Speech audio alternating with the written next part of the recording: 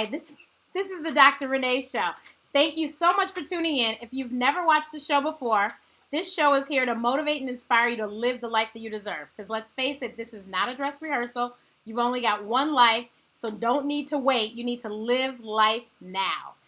And you can watch past episodes via my YouTube channel or my website, askdrrenee.info. But we've had a whole host of guests, mostly entrepreneurs, with the exception of my dear mother, who is a priest that was not an entrepreneur. But everyone else pretty much has been entrepreneurs. But entrepreneurs is not for everyone, and I know that.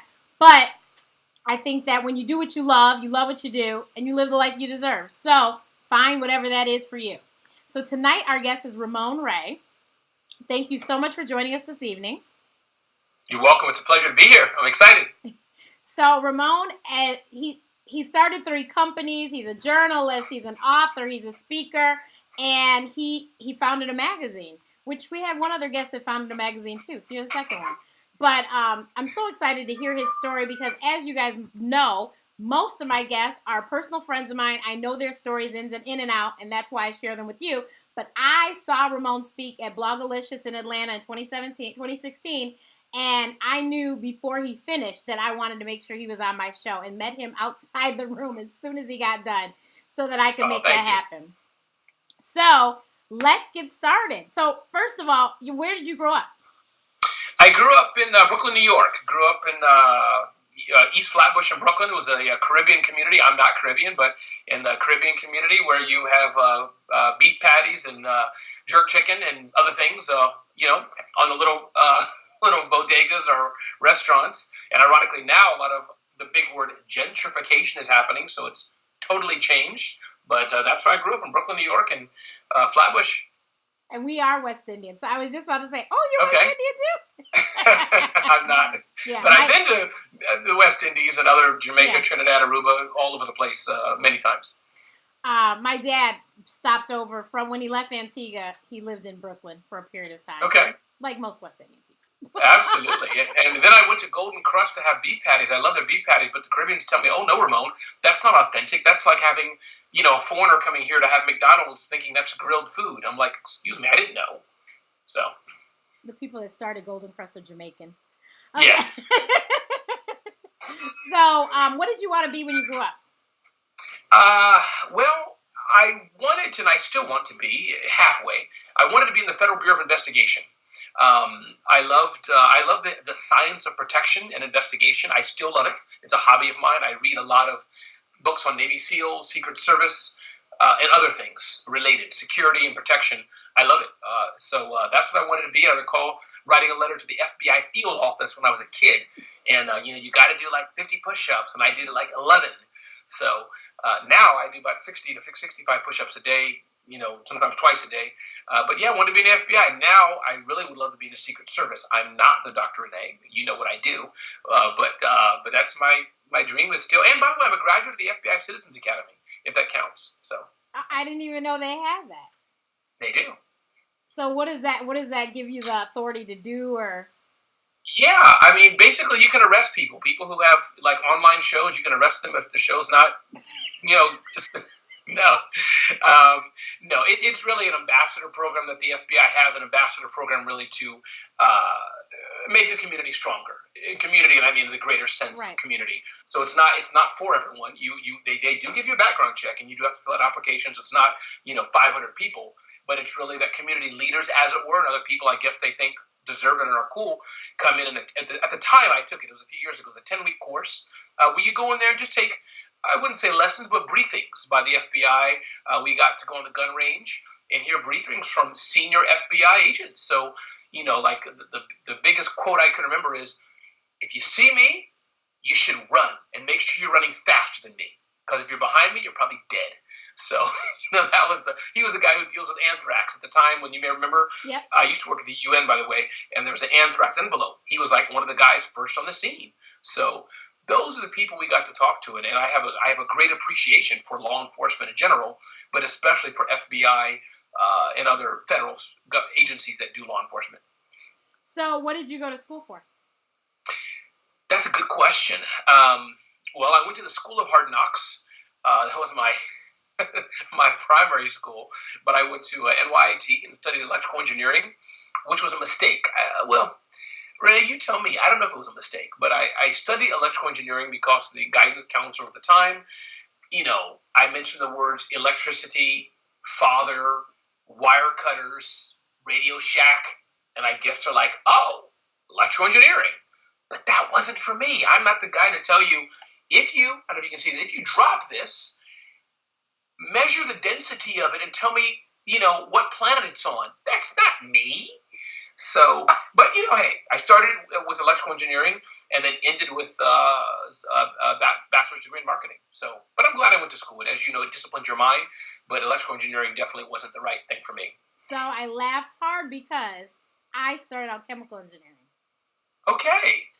And is that your forte? Tell me, is that where your head is at? Is that your jam, or that was totally different for you? No, I think we have a lot in common. Okay, no, good. I did it because my mother made the lovely thought that if I didn't get into medical school right away, we lived in Detroit. So, you fall back on the big three are in Detroit. You could be an engineer. And, of course, they need black women engineers. So she had the greatest idea. Only problem being that I couldn't stand it. And I'm like you. I didn't care. As a matter of fact, I said it in high school when we studied geometry. I don't need anything proven to me. If you tell me that square has 4 sides and I believe you and I don't need you to prove it to me and I don't need to prove. And so I knew then that I probably shouldn't have done that. But I said, okay, and I did it. And it was the hardest major on campus, they told me. And I quickly plummeted. I ended up with a bachelor's degree in physiology, which, is a study of everything in the body, which made sense because I always wanted to be a doctor. Wow, medicine was my thing, and I knew that, and that's what because I was a sick kid. I spent a lot of time in hospitals. My mother worked in the hospitals growing up, so I knew that that's what I wanted to do. But yeah, I completely understand, but what they did say, and I think I do agree, because my sister is now a budding chef, but she's a mechanical engineer. That's what her degree is in. Wow. So she's foodie engineer, but I think that engineers have a special way of thinking about things and problem solving. And I think that is something that obviously, even with medicine, that is something that'll carry me through. And with all the things that I do and PR and everything that I do, I think that having that mind is probably really a good thing. So. And you're right. I mean, maybe I do. I don't know. I haven't taken any. I mean, I have taken Strengths Finders, the book and the test, that tell you what your strengths are. My biggest strength is not mojo, but it's a word I forgot. Mojo, schmooze, woo, W-O-O, woo factor is my number one strength. But so I don't think I have an engineering mind, which, I mean, you correct me if I'm wrong, I think is a little more analytical and process driven maybe. I don't have that, but I do like problem solving in a way. So I don't know exactly where it fits in, but definitely I'm not the guy to tell you, the hypothesis of the triangle of the diameter of the radius. No, that's not me. I understand. So marketing, marketing obviously for what you do now, that is very helpful. So that's my jam. Did you get a job out of college, or what did you do? Yeah, my first job was I worked at Key Food, and where I got this lovely little souvenir here. It's a scar. Sorry, audience. Children, cover your eyes. But yeah, I mean, I had worked at a grocery store for a number of years to make money. But really, most of my career was at the United Nations until it wasn't because of my entrepreneurship. I was fired, resigned. It was slightly mutual, but I was in essence fired, let go because of the UN has some strict rules about entrepreneurship, and I had permission to do it, but due to a colleague of mine who was very jealous and didn't like what I was doing, he made a lot of trouble about it, and that was that. But it was the best thing for me because when I left there is when I blossomed. When I left there is when I had the proverbial. I have to give another example, but the proverbial gun to my head. Not the example I like, but it's most appropriate. And I had to make money. I had to feed my family and pay rent and live. Right. So I think that in the end, I knew I wanted to be an entrepreneur because I started several companies and sold one while I was working there. It's just I was afraid to let go of that steady check. And so I think I'm thankful that I was fired because that day, as it were, that's when I had to call the favors in. It wasn't you, but if it was you, hey, Dr. Renee, you know what? Let's do something. I need to be paid. And I got paid. Money came in. So But United Nations was a lot of my career until I became, quote unquote, who I am today. Not that I'm Oprah, but who I am today. So, what was the first company that you created and sold? Yeah, the first one was Family Computer Consulting Services. Beautiful yellow cards with red lettering made at the local Minuteman shop. I think that was before Kinko's. Ugly cards, like just busted ugly, like vomit and something else on them. But that's what it was. And it brought in some extra cash. And again, I did that not necessarily because I had to. I was just bored. And Family Computer Consulting Services, I'd wake up in the morning at 2 in the morning, 3 in the morning, 4 in the morning, go to clients, install networks. Like you go to Radio Shack, there's these kits. I keep picking this up. By the way, this is a battery for my video camera. But you pick up some plastic molding and rip off the little other plastic and stick it to the wall. Y'all get the idea? Open up the casing and stick wires in there. So I would do things like that. I would do Microsoft Access coding, not like real coding, but like copying and pasting code that I stole from other people to make databases for companies. So tech support. So that was my first company, Family Computer Consulting Services. And eventually, I was just tired of going into homes. I had a lot of home customers and having them say, "Oh, you were on hold with Microsoft for 3 hours? You're going to charge me for that?" Yeah, I think I was the only one sitting here on your phone on hold for 3 hours. So yeah, I was just tired of that. So I said, it's not for me. So I dissolved it. Okay, so when you do you have any children? I do. I have. You are funny. 2 kids. 2 kids. They're older children, high teens and above. Okay. So when this happened, though, how old were your kids? They were like babies. Well, when that happened, I'd say. Bad memory. 10, 11, 12, 13, something like that, I think, as I recall. Yeah. So to say they weren't babies, like, coming right from the womb. Right. But, they were young enough, I couldn't, send them out to the farm to pick apples, exactly. So. What did your wife say? You were fired, and you're like, okay, never mind, I'm going to do this full time. Well, I have a great, great wife. So I don't recall exactly what she said, but it wasn't anything close to, and I won't scream because I don't want to burst your ears, but right. It wasn't that. You all can picture what she said. Yeah. But I think it was more closer to, okay, I believe in you. We'll figure it out. We may not have any milk, water, beef, Cheerios, or lasagna, or oatmeal, or collards, but hey, we'll have everything else. That's, I'm teasing in a way, but we made it work. I mean, she just said, every family has a budget. We had a few $1,000s a month, a budget every month. And so thankfully what happened, Dr. Renee, is I had clients before that happened. So I was an entrepreneur. So I had a big check that came in, at least for me. It was $40,000. And every month she'd tell me, hey, it's going down, down, down, down, down.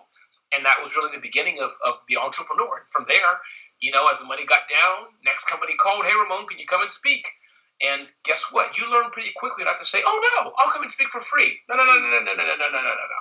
Things like that. So it grew from there into speaking. And then my writing career was well. While I was at the UN, my first writing was from Black Enterprise and Inc. magazine. And I recall back in those days, I don't know if it still is, but like, hey, Ramon, can we pay you $1 per word? I'm like, that sucks. $1 per word is pretty chintzy. Could you write 3,000 words? Wait a minute. Stop. Stop. You said 3,000 words. My mama didn't raise an idiot. I'm good in math. 3,000 times 1. So things like that. It helped us along the way, and then it grew from there. That funny thing is, I told you we have a lot in common. So my job was eliminated June 24th, 2013, and that's when I had to, it was either sink or swim. And so I was like, well, I was going to go find a job. Everyone was like, don't. And I'm like, what do you mean? They're like, you got this. I was like, do I really? And, and I was writing for free, and then I wasn't writing for free anymore, and that was good. And I think, as they say, Dr. Renee, sometimes I think that necessity is the mother of invention. I don't know why it's not the uncle of invention, but anyways, necessity is the mother of invention. Where there's a will, there's a way. So it sounds like sayings, but as you experienced, and as I have as well, I'm desperate times. I'm glad it happened. Exactly, because I I was like you. That steady paycheck, I had my side hustles too, but that steady paycheck, why would I do that? And then when I had no choice, I was like, okay. And someone asked me today, would I go back? And I said, no. I like my life. I don't report to anyone, and it works this way. Yes. And I've been offered jobs, and I must say it's been slightly tempting, like just tell you the truth. A few months ago, I'll leave them nameless, but I remember sitting in the person's office, and they said, Ramon, we'll pay you. We'd love to hire you as an employee. I'm asked every now and then to work for people, and I asked him, I said, is it a problem if I go to my church convention for 2 weeks? Kind of squirmed a bit. I said, I like to travel to help my church around the world as well. So can I take off for a week and go to Dominican Republic? And the answer was, it depends on if you have leave left. And again, if they're hearing this, great company, great person. I just knew it wasn't for me. I can't imagine, Dr. Renee, me filling out Form 211 saying, can I take off for 3 weeks? I get it. Most of the people are not blessed like we do. But no, I'm sorry. I can't. I have my notebook, and I go where I like. Exactly. That's just it. And that's me too. My dad got sick last summer, and I was able to go home. Yes. And help my mother. Yep. For infinite amount of time, because as long as I have my computer, my iPad, and my iPhone, we're good. Right. And I bet you have some people who don't understand it all. I know that I'm going to mimic my Caribbean friends now. I don't know which island she's from, a minister in our church. Brother Ramon, you can just sit there all day long and you don't have to do anything but type on the computer all day, brother. I'm like, well, it's not quite that easy. But I get how it looks. Right. Yeah. And it's funny because little things like, and I will talk about social media, but, when Twitter came about and I got on Twitter, people are like, why do you do that?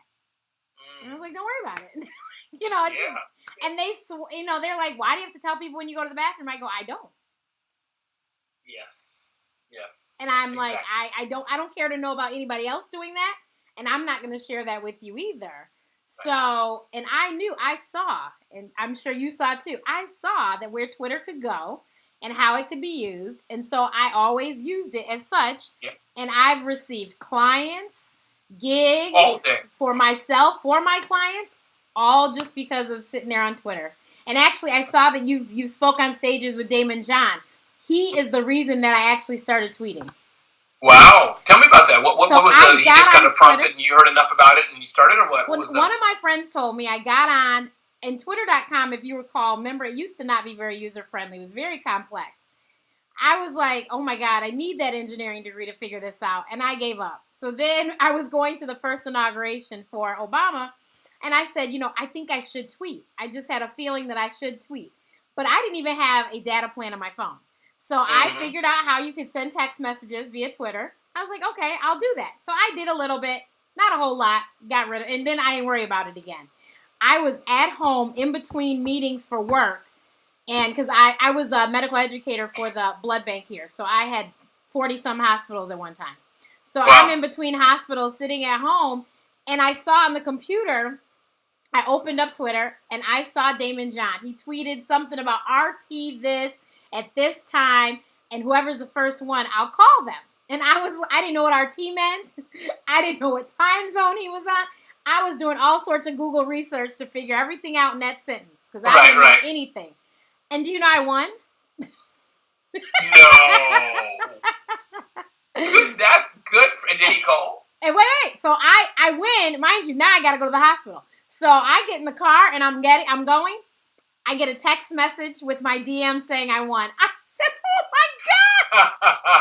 I will never forget. I was on the freeway. I couldn't believe it. I called my sister. I said, I just want to call with Daymond John. She's like, what? Wow. So, yes, he called. And subsequently, I won several times after that. So I ended up talking to him more than once on the phone. But he talked about TweetDeck. And he had talked about that before I spoke to him on the phone. And so I downloaded that. And that's when I started tweeting. Because TweetDeck made it so easy. And do you still use TweetDeck? Yeah. Because now that I have multiple social media clients, it's much easier for me to see everybody. Got it. That's true. I don't have social media clients, but I use Buffer. I've used TweetDeck, but I've been turned on to Buffer for a variety of reasons. But they're similar, but No, I use Buffer too. Buffer sent out the message about us going live right now. So yeah. Got it. So, but yeah, that was that. And I was like, and then I would follow Friday. I used to follow Friday and say my mentor, Daymond John, he would always DM and say thank you. So finally, September of this year, October, he came with his book signing and I was in town too because I kept being out of town when he came. Mm-hmm. Finally, I was here and we met in person and he knew who I was. Nice. And that just made my day because my picture was never on Twitter back when I used to tweet him all the time. Right. And I just said my name. He knew exactly who I was. And then he said, wait a minute, your picture wasn't on. It was. And that's when I knew. I said, oh, my God, this man really does know who I am. So I was so excited. That was really cool. Yeah, he is a great. I've been on several of his live, Facebook Live he does. Been with him a couple times as well. So he's definitely a very, very smart man for sure. Yes, definitely. So I'm glad your wife was okay. So what about the rest of your family? Like maybe your wife's parents? Or your parents? Yeah, no, we didn't have it. Yeah, I'm a closed hermit, so whatever she told, this one, that one, the other one, but no, just nobody. It wasn't that. I guess it wasn't that big. It could have been. Now we had to move out or couldn't do rent, obviously, but it didn't get to that point. Thankfully, it was just a more emotional turmoil. What you're used to for a number of years is taken away from you. Right. So it was just between us two as adults and our family. Even the kids didn't know. Again, if it got desperate, they would have known. Right. But everything was status as usual. Thank God, and I mean that literally. Mm-hmm. Thank God that it worked out fine. But again, that's going back to the hustle. And it wasn't. And when I say that, I'm cautious to tell people it wasn't an overnight success. As Dave Ramsey says, I am a 20-year overnight success. So people see yourself where we are today, and I have a lot more to go. By the way, I'm just a business owner, trying to make it. But I think that those days taught me a lot. I didn't know, for example, what it was to be a journalist. I can remember being at CES, the big, billion people come to the event every year in Las Vegas, standing up and asking Michael Dell a question. I didn't know you were supposed to be an accredited journalist in the back asking questions. Things like that, I just didn't know. I didn't know what bloggers were. And similar to your journey, my first email newsletter, I had an interview with Microsoft. I just did it because I love doing it. So a lot of where I am today really was a lot of trial and error, and I guess kind of like you're climbing Mount Everest, or imagine climbing a mountain, and only when you look back where you climbed, you realize you were inches from dying every step. So that's kind of how I look back at my journey in a way. Yeah, you're right. And I mean, I remember when I lost my job, my father called, and he sounded like he had lost his best friend. I was like, Dad, are you okay? Yeah. What are you going to do if you don't have a job? And I was like, Dad, I'm fine. And one of my friends, very good friend, happened to be in town that weekend. So when I called and told him on my ride home, this is what happened, he's like, okay, when you get home, call me and we'll figure it out. And he was like, come get me. And we went out the whole day. He fed me, he fed the car, and we were good. Nice. And I never, ever had a chance to feel down about it. I've never cried to this day. I was like, okay, clear. And he even told me when I dropped him off that day, he goes, well, I didn't want to tell you, but you needed to leave. Like everything you could do, you had did over there. So now it was time for you to do your thing. And I was like, oh. Yes. And I still thought he was crazy. And then a couple more people said congratulations. And I really thought they were loony. But right. Here I am now, and I'm just like, thank you, Jesus. Like, when I went to California last year for a month, I could have never done that. Absolutely. Ever. And even when I was about to do it, I was terrified. And my friend was like, but Renee, no matter if you're here or if you're there, won't the money still come? I go, I guess it's going to still drop into my account, huh? She's like, exactly. Right, exactly. So I said, okay, I'm going to go. And so, I went. But, yeah, it's just so funny. But I know and I hear, a lot of people like, oh, she doesn't have a real job and she doesn't, and it's just like, well, whatever. I just do my and I do add to that, Dr. Renee, and caution people, is that I must say, I'd be curious your opinion. I don't think the entrepreneurial life and what we're doing is for everyone, in fairness. I must say that if I didn't have the blessing to be able to speak, as you saw me speak in Atlanta, that's one part of my revenue stream. if I didn't have some marketable skill that large brands, that's what I do. I'm not a consultant, but I work with large brands and help them drive campaigns for small businesses. So if I didn't have that, I'm sure I do something else, but meaning this particular thing, I'm not selling a widget. I'm not selling a traditional accounting service. Right. So for those listening, you got to have something within you. You got to have some, I don't know the words you use, Dr. Renee, but panache, excitement. You got to have something to sell, is my point. I totally agree. I even say you'd have to be crazy to choose this lifestyle. And I'm a Virgo, so I'm a planner. So it was funny because my godmother's a Virgo too, and I knew she didn't understand. So finally one day I said to her, and I explained to her, and she goes, "Oh, thank God, because I thought I was crazy. I didn't know you realized it's just as crazy." I go, "Oh no, I think my life is completely loony. I'm very blessed that it's mine, and I enjoy it." And I got used to the fact of things not being so planned the way that I was used to. I got used to it pretty quickly, and I'm okay with it. And she's like, "Well, I'm so happy that you're happy, and it's working out." And I was like, and so she said, "Okay, but it's not for everyone, because if you don't have the drive, there is no, if you don't go kill it, you're not going to eat."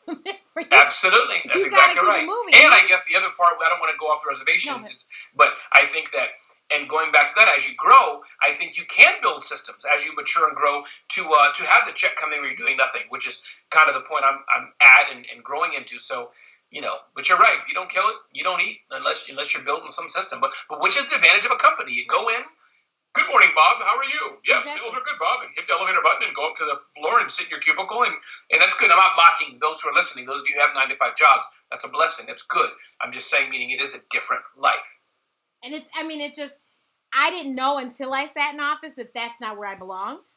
Right. But I didn't know that because in school, you wouldn't necessarily know that sitting in an office isn't for you. I knew I wanted to be a doctor, but sitting in an office every day or however many days a week seeing patients would have drove me out of my very good mind. Right. And I quickly figured that out and said, okay, but I always wanted to do what I do. I told my mom when I was younger, I wanted to be like Dr. Nancy Snyderman on Good Morning America. That's what she was on before she was on the Today Show. And I didn't know how I was going to get there, but I knew that's what I wanted to do. I wanted to talk about health on TV. Actually, specifically on Good Morning America. I never imagined I'd be in Essence Ebony, on Sway in the Morning. And I never imagined TV, radio, and all this. I just wanted to do that one show. Right. So very good. Yeah. So this is what I wanted to do, and it just so happened that it took the path it took. But this is how I got here. But that's powerful. Yeah. So you so then when you were done with the United Nations, what was the job that you did? Or what was the company you had then? Sure. So I think you had asked me the companies I started. So all the companies, you asked me the first one, but Family Computer Consulting Services, I dissolved that. Right. Then I launched smallbiztechnology.com, which is still in existence. Okay. And that's in essence, a blog, an online publication. It's more than a blog, but a blog talking about technology and news and et cetera for small businesses. And that grew just by what we're doing, interviewing amazing companies, posting them. Back in the day, it was email newsletters. Those who are listening, I don't know if you know the word Microsoft front page. So that's how it started. I know you know. That's how it started, saving it. I think I had FTPing it 3 times a day. That was my blog. Then I moved to the Blogger platform. I think it was Blogger platform. I think it was the proper noun. Blogger platform. Then Media Type. I think it was. I forgot the name, but before WordPress, then WordPress. So smallbiztechnology.com, that grew, and that was kind of the face of Ramon Ray, my speaking career, writing articles, things like that. After that, then I launched the Small Business Summit, because me and a friend of mine, a partner of mine, for this particular thing, we said, hey, everybody else is doing big events, Inc. Magazine and others. I'm sure we could do one, but probably nobody will come, nobody will sponsor it, and it'll fail. So let's do it. So we can just say we failed. Lo and behold, 300 people showed up, and Intuit, makers of QuickBooks, and Intel were my first big sponsors. I sold them over the phone. Again, lesson learned. I had a body of work. Body of work preceding that. But the point being is that they became sponsors. So that was Small Business Summit, and eventually I sold that to another company that did events. And my fourth company, my current company, is Smart Hustle Magazine, smarthustle.com. Again, it's a mini Dr. Renee show, interviews with entrepreneurs and beyond. And soon I'll be launching a video production company. So that's the world of Ramon Ray today. And again, to repeat, in essence, I help large brands reach small businesses and other things. So that's what I do. Awesome. So Smart Hustle Magazine, it is a hard copy magazine, not just online? It is correct, hard copy magazine. And again, it's still in the startup phase, so I'm still determining the best model for that because the world is digital. So most of my partners and sponsors, they will buy, sponsored digital posts and things like that. The print, we're still working out. But yes, it is a print magazine, and we printed several issues, so it is print. Okay. So everyone, please check out Smart Hustle Magazine, especially for those that like to hustle. Absolutely. And it's funny because some people find hustle to be a derogatory term. I Yes. don't know why, but some people do. I don't have a problem with it. Yeah, I've been told that before. One of two things. One, hustle, for some people, the really weird people, and I have to look at they have a white van in their backyard, they say it reminds them of Hustler Magazine. Those are like on the fringe. And then the other hustle is more like in New York City.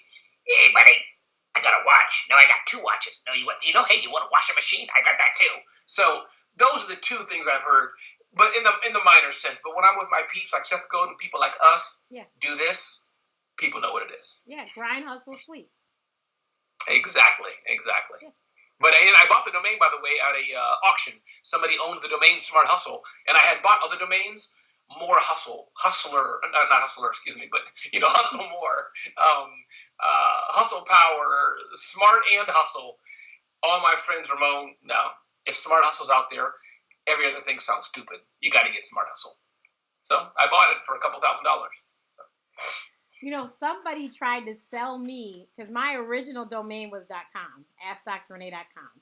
Okay. And my web developer at the time decided that he didn't want to give me my stuff. And so, long story. So, we ended up turning it to .info. But that worked because everyone said that I was a source for information. They were like, Renee, you're such a resource. We come to you for this, for that. And I was like, okay. So I didn't worry about it. .info was fine. So years later, I had all of a sudden all these emails trying to sell me .com. I was like, no, I'm okay. The one figure I think was close to $1,000. And remind me, did you do it or not? Are you going to do it or what? No, I just left it. I was like, at the time, one, I didn't have the money for it. And then two, I was like, really, no one else can be Ask Dr. Renee but me. So I was like, you run with that and see how far you can get. Yeah, I buy it. That's just my 2 cents. I buy it. Well, look, I needed to be an auction and not flat. I'm how much? So, yeah. So I don't know. hear you on that. Yeah, we maybe we'll look back into it. We, of course, now have, purchased, there's, ReneeMatthews.net, Dr. Renee Matthews, and all of that. But I was like, what? I said, wait a minute, because I checked every year, and at first, he was renewing it, and then he stopped. And then all of a sudden, that's when I started getting all these emails. And mind you, my email address that they were emailing was new. So I'm like, how did they find me? But okay. Crazy. It was crazy. This whole tech world is so funny sometimes. It's insane. Yeah, very insane. So, in your line of work, how did social media play a presence in how you became 100,000 follower on Twitter and all that great stuff? I'll take that number just politely and say thank you. I think the journey, like many of us who are early, as it were, and I haven't been as early as some, is a lot of, one thing I say of 4 acronyms: frequency, relevancy, engagement, analytics. So I'm teaching people in your audience, that's my mantra. But I think really, Dr. Renee, it's been started, instead of me thinking backwards, because it's hard to remember the beginnings, but I can tell today, it's a matter of just, in really the aspect of being frequent. I mean, my phone, as those who follow me, 2, 3, 4 times a day, hey, I'm going out and doing this, telling people something, sharing something. So really, I think the brain has grown because years ago, 10, 15 years ago, was my email newsletter. Once a week, pounding out, sending my email newsletter, the Small Business Technology Report. That's what it was when I was focused on smallbiztechnology.com. But now today, with the advent of the internet, my big focus is Twitter and Facebook. I think anybody can be a publisher. So I think really it started by, me just being out there. I own at Ramon Ray on Twitter, at Ramon Ray on websites. And so I think it's been, for me, and again, you'll hear me mention Seth Godin more than once tonight because he's just a distant mentor of mine. Yours clearly is Mr. John. But for me, it's really, he talks about having niche audiences. And sometimes I get hung up. Another guy who I've looked at is Gary Vaynerchuk with his gazillions of followers. And at times I'm like, why haven't I reached that level yet? Or looking at yourself, Dr. Renee, you have a huge body of work. So we can all, I guess, and you can get me back on track here if it doesn't make sense, but I guess we can all have our nice jealousies, not in a bad way, covetous, right. Just, man, why can I do this? Like we were talking before we got on the show, I had a little tinge. Man, maybe I should be using the technology we talked about having my show. Look at that girl. But I got to slap myself and say, Ramon, you have your own tribe and it's growing. So I guess what I'm trying to say, how did I start? By being frequent, building my tribe of people who like what I do and how I do it. And I realized from there, I'm tribe building, let's say 1,000 people. From that tribe, Dr. Renee, all I need is 10 people, 100 people, 25 people who are willing to pay me for something. And that's really how I built it, from a mindset of abundance. My email newsletter, going back kind of one thing to the beginning, it started with, whatever small numbers and grew. And from there, if I'm interviewing the PR and marketing folks at tech companies, whose ear am I going to have when I say I'm producing an event? Can you send me a check for $20,000? Obviously the same people. So that's really kind of how I build on the money side. Build a tribe, and in there are going to be people who will pay me to do something, who I can monetize that with. But it's really, again, quoting Gary, that jab, jab, jab, boom, right hook. And the right hook being asking for something back. Does that make sense? Gary, no, perfect sense. Gary did a video, The Power of One. A Power of One. You saw that? That was such a game changer in my head. I was like, okay, never mind. Let me not worry about this. Just like I told you, my YouTube channel, when I first went live, we might have had 50 subscribers. And now, thank you, Jesus, we have 1070, I think we're at right now. So, excellent. I was so frustrated, too. I was like, I just want 100 by Christmas, please. And it was so pitiful. And to think that was December 2014. And then December 2015, I was like, could we get to 500? They were it was just, I was like, it was so little a year ago. And now it's just, so I was like, you're right, the power of one. And then my prayer literally every day is I just want to motivate and inspire one person. So I get random emails and text messages from people. And I'm like, oh, okay, my job is done. So I like that power of one. And, I'm sure you know Lamar Tyler. No, the name. Okay, blackandmarriedkids.com. He's been on the show as well. He always talks about, if you get 10 people, if you just sell to one, and then he just the same way, and just it grows, and he's like, then you got it. Yes. Okay. Yeah. Absolutely. And I think another thing I learned is the power of it. There's so much power we can do. One is, I think, by just doing good and to highlight being a giver. I have a very, very, I could say the name of the brand, but I won't. But a very, very large company, global company. We all know all their softwares and all of our computers. Very big company. And one of the persons in charge of their marketing told me just recently, she said, Ramon, a few years ago, we needed help with something, and you did a video for us. No charge, no cost. Just did it because it was cool and I wanted to help them. Point being, years later, that stuck in her head. So I guess what I'm trying to say is that, ladies and gentlemen, you don't know how far back it goes just by being nice to people, by being in abundance. How we connected. Our mutual friend, Stacy Ferguson, Justice Fergie, kind, and me and her, me being in her world, her being in my world, me and you are now connected. And we're going to keep adding value and value and value, right. And the world goes around. And I tell people, half the people who are my best people, we don't pay money back and forth, but we add value to do other things that pay us. And I mentioned payment. Some people are skittish on payment, but I'm trying to acknowledge it's by doing good, but everybody has to live. We all deserve to be paid for something is what I'm trying to say as well. But no, it's the connector is very important. And a lot of people have called me the connector. And I try to help as many people as I can. My CFO / executive producer / little sister, Foodie engineer's like, little sister. She's like, you need to pay your bills. You can't do everything for free. And so she's like, and actually what you talked about creating the tribe, that's what happened with me and Periscope. I never did social media management and got paid for it. Mm. I never helped people to understand how they could use social media to get themselves in front of, in the public eye as far as public relations and stuff. Like, pretty much everything you said in your talk. That's why I was like, I know exactly what he's talking about. This is what I do. Yes. And so, because his talk was about how to get free publicity as a blogger. And so, so you can go and see him. That's one of his signature talks. You can go look at his website. But, that was one of the things that, I never thought to charge for. And somebody whom I've never even met in person. She and I exchanged numbers. She lives in New York. And so now that my sister's back on the East Coast, I'm sure I'll meet her within the next few months. But she called me and was like, you've got this going, this going, this going. People want to do that. And you could charge them and teach them how to do that. And I was like, really? I had no idea. And then when I did start charging, she goes, Renee, I think you're charging too low. And I was like, what do you mean? She said, you need to look at your bills and figure out how much do you need to survive.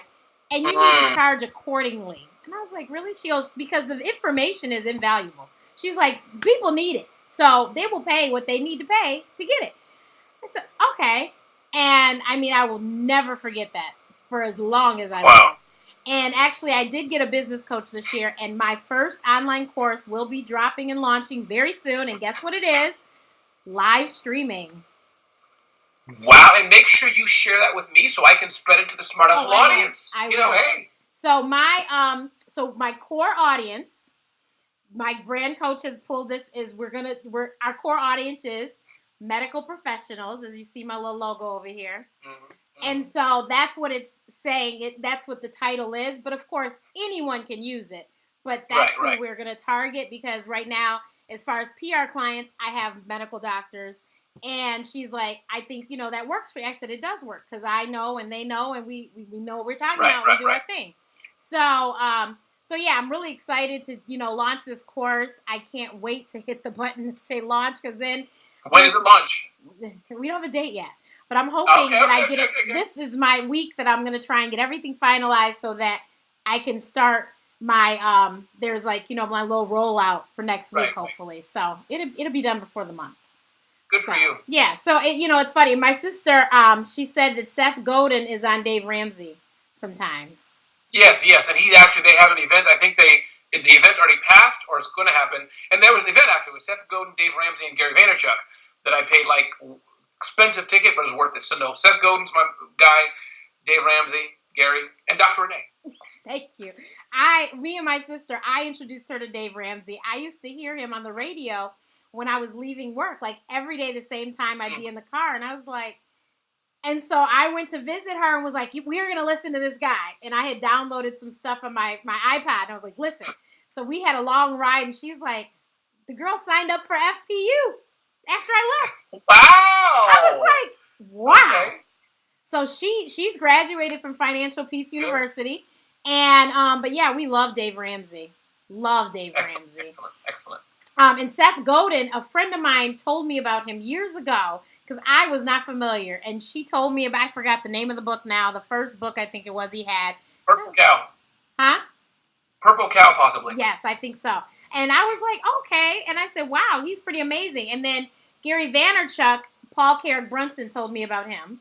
Because I had no idea. And now, of course, I follow him on Snapchat and Periscope, everywhere, But yeah, it's just so amazing to see. Gary, he is just amazing. And he even said that Power of One video, I kept saying, I'm going to invite him to be on my show. Because he said in that video how his staff is like, why are you doing this interview? They only have 2 followers. And he's like, it's the power of one. And I was like, and leverage. Yeah. And I was like, I need to invite him on my show. But I think I was just scared at the time. I want to say maybe I had 200 subscribers at the time. And I think consistently my parents and my sister were watching and I felt like that was it. But yeah, I said, okay. So, and now we've had Lisa Nichols on. I don't know if you saw. We've had Lisa Nichols has been on.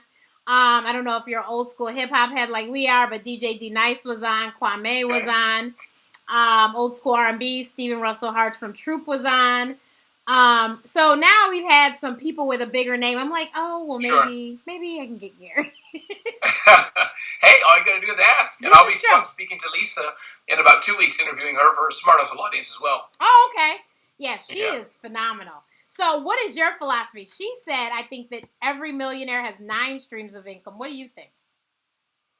Regarding that particular thing, every millionaire, or how many streams of income should a successful business owner have? I'll answer both. Okay. About successful, I wouldn't say disagree with it. I think it's different. So I'm not a millionaire. However, I've developed companies that have made hundreds of thousands of dollars, and maybe that's why I'm not a millionaire. Because for me, Dr. Renee, I don't think, and again, maybe I need to stretch, but to me, running businesses, and by the way, let me reset this.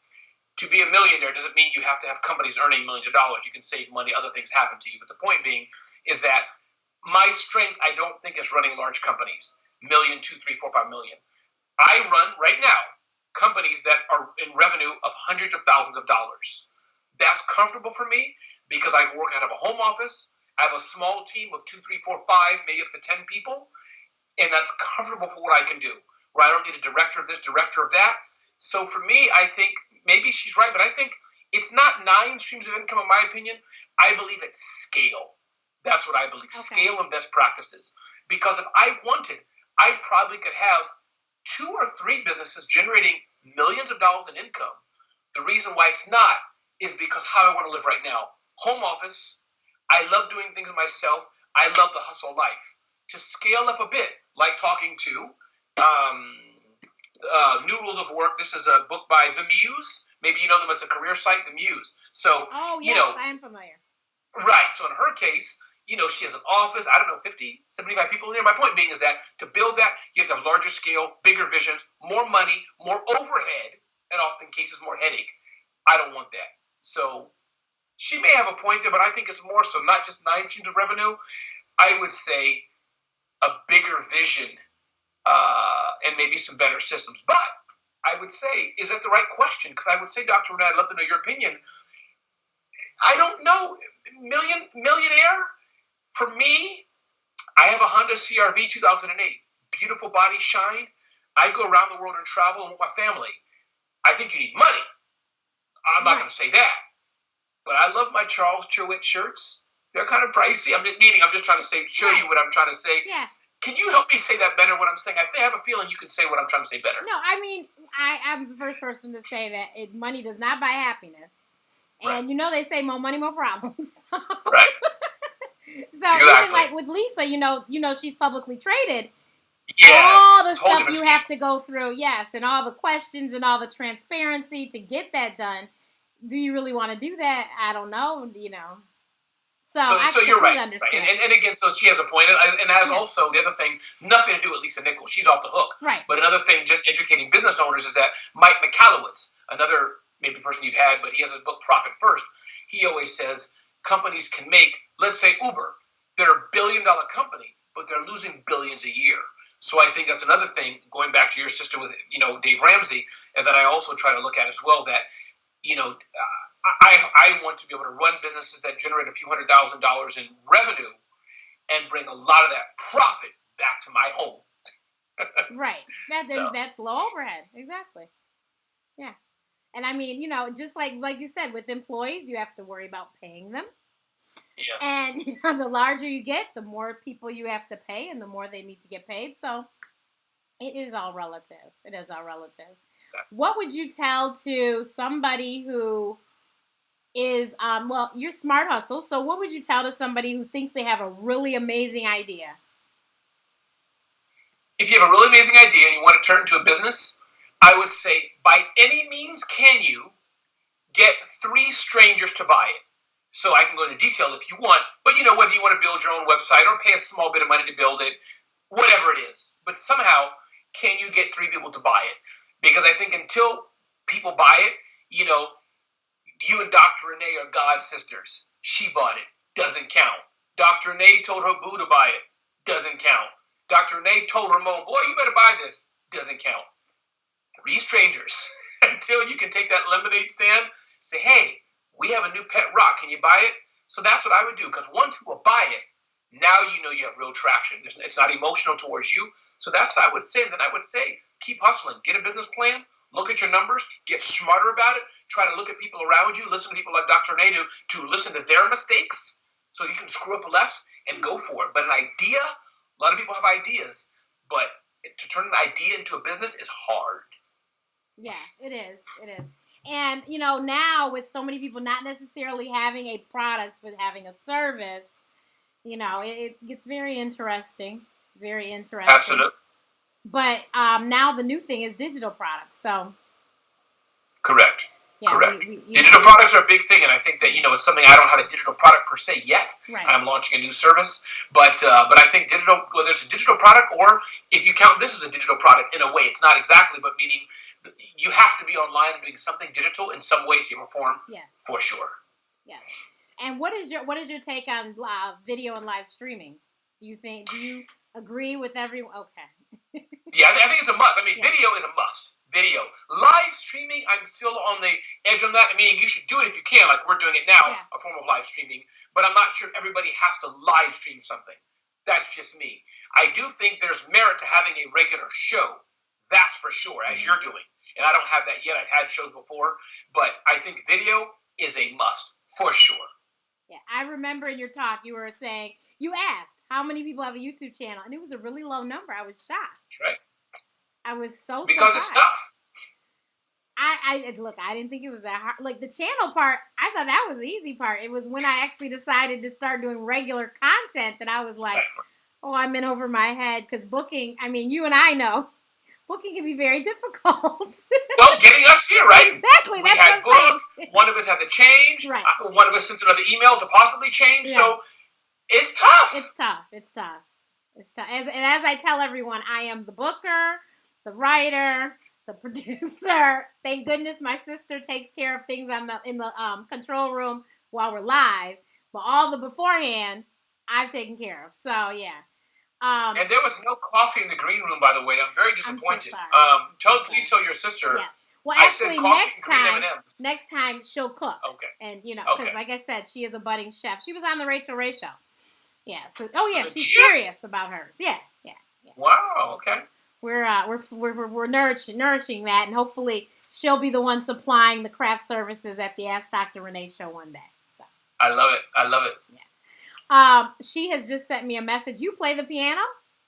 I do indeed. I don't have my keyboards downstairs, but I play piano. I play at my church. I most Sundays. For a lot of time, 6 to 17. I play competitively. Yeah. And then I haven't touched one in a while now, but it's still at my parents' house. If I go, I can, do a little something maybe, but yeah. The people who say I can do a little something maybe, those are people who can rock the house. So, now, not in my case, because I played like I had lessons until I was 9. Never did lessons. I played because I have to, because I want to serve and help in my church. Right. But I don't like it unless I'm playing it. Then you can't help but get into you. Right. But it's not my jam. I pass it up any day. Gotcha.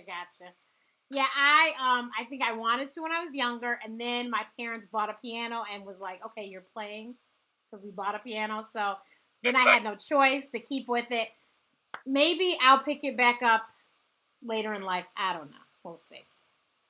What is I'm glad your parents kept you doing it. Yes. I mean, well, I think all these little things help my mind to work the way it does and help me to do things. And actually, I started out in entertainment with PR.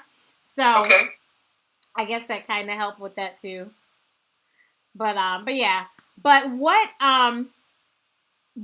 so you, I mean, clearly you've businesses, the journalism, author. Wait a minute, how did you write your first book? What point would you give to somebody, a pointer, somebody who's trying to do that? Because that is something I'm trying to do. So here's the secret. Well, I'm going to give you the secret to the second book. Okay. Well, the secret, my English is terrible, ladies and gentlemen, so I hope I'm not the worst guest on the Dr. Renee show. So, my first book was a self-published book, Technology Solutions for Growing Businesses, I recall. So I scoured all the websites of everybody, because I'm a hustler, and all these rules and regulations. I said, I'm Ramon. I mean, I have 2 Twitter followers, and my mother watches me on YouTube, so I'm like, legit, you should publish my book. So I went to all the publishers and said, hey, listen, I've already written like 30 pages of what could be made into a, 300-page book. I went to publisher after publisher. Finally, AMACOM, American Management Association, I think. I think it's AMACOM's publishing arm. I think it's called AMA, American Management Association. And they took me on. And that was my publisher for my second book. And so they published it. And so my tip being, just do the work. Do an ebook. Get your own show. Do the work. Because today's game, as you know, Dr. Renee, the publishers, they want to know, can you sell the book? That's the bottom line, unfortunately. Very few people are Obama or Trump or Dr. Petraeus or whoever it is, Commander Petraeus, whatever. So I say do your own book, do your body of work. And then my third book, I think it was the third one, or third one, that goes back to, again, body of work. Facebook came to me and said, Ramon, and I pretend it's Mark Zuckerberg, so sometimes I flip out there. But Facebook came to me and said, Ramon, can you help us write a book? That was called The Facebook Guide to Small Business Marketing. It's a bit dated, but the point is, that was my third or fourth book that I did. So I think just doing it, and this goes back to even the magazine, I just did it. And so I'm an experimenter. I'm not saying it's for everybody, but I'm the kind of person who, let me make MVP, minimal viable product. Let me showcase something, as we talked about before this, and then usually it'll grow to something else. So does that make sense, my playbook? Just start first, let somebody else show value. I call her my little sister. She's here in Chicago. Allison Scrutchins just finished her book, Everyday Entrepreneur. And she asked me to write the foreword. Nice. Now, I, like you, I feel like English is not my first language. So I was in a state of shock. I was like, what? So she sent me the outline of the book, and I was like, oh my God, this book is amazing. And she's young. She's not 30 yet. And so for the fact that, one, you're an entrepreneur and have only been an entrepreneur, never worked for anyone, and for you to be able to impart this wisdom, she teaches entrepreneur classes all over. And so it was just amazing. And I'm like, wow. And so I think, just like what you said, I think her next book, it will have a major publisher. This will be self-published. And then from here, she'll move on to the next. And I think it depends on why you want to do it as well. I mean, if you're a speaker and you want to self-publish just to sell it, do that. Or if you want to publish your book, just to hand it out to get more. So being a published author, I think, has some cachet, but there's many ways to get that book out. A running theme for entrepreneurs is just do it. And Absolutely. My favorite line is, done is better than perfection. Yeah. Yeah. Absolutely. Because, you can nitpick and nitpick and nitpick, but while you're nitpicking, because somebody in one of the groups I'm in for entrepreneurs said the other day, I had that idea. Yeah, but they moved on it, and it was an idea that I saw on Shark Tank. Those people moved on it, but you didn't move on it. Exactly and right. That's the difference. You got to just do.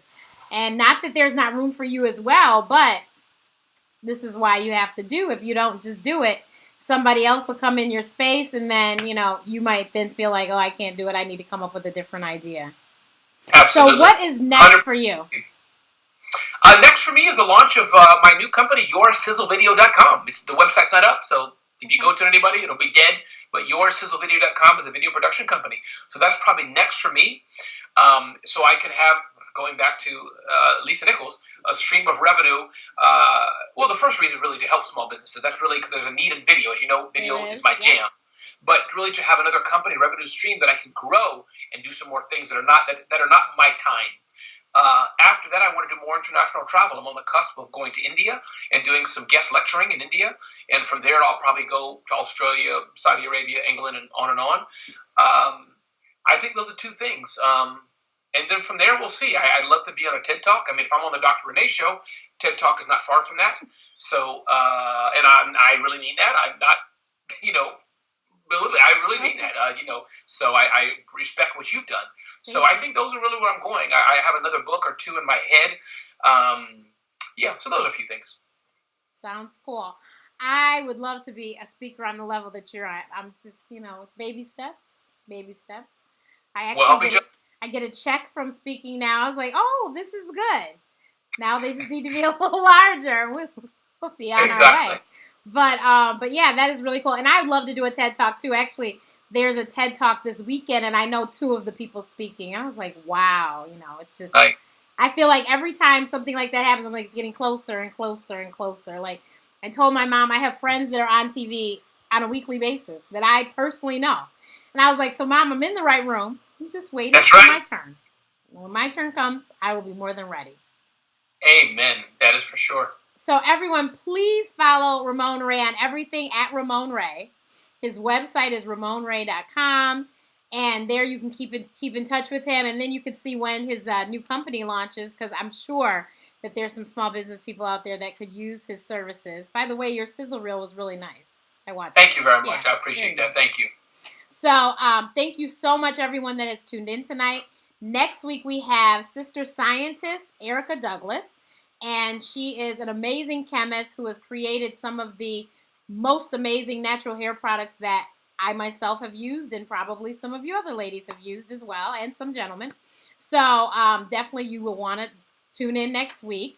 And she has she's not home office like us. She actually has a facility with equipment that costs 5 figures and lots of people. So it's going to be really fun to talk to her next week. And thank you so much. Follow me everywhere at Ask Dr. Renee. You know, you can always email me at info@askdrrenee.info.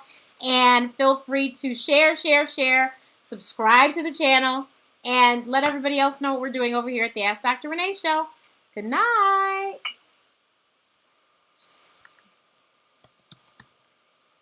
Wait for her to say we're off.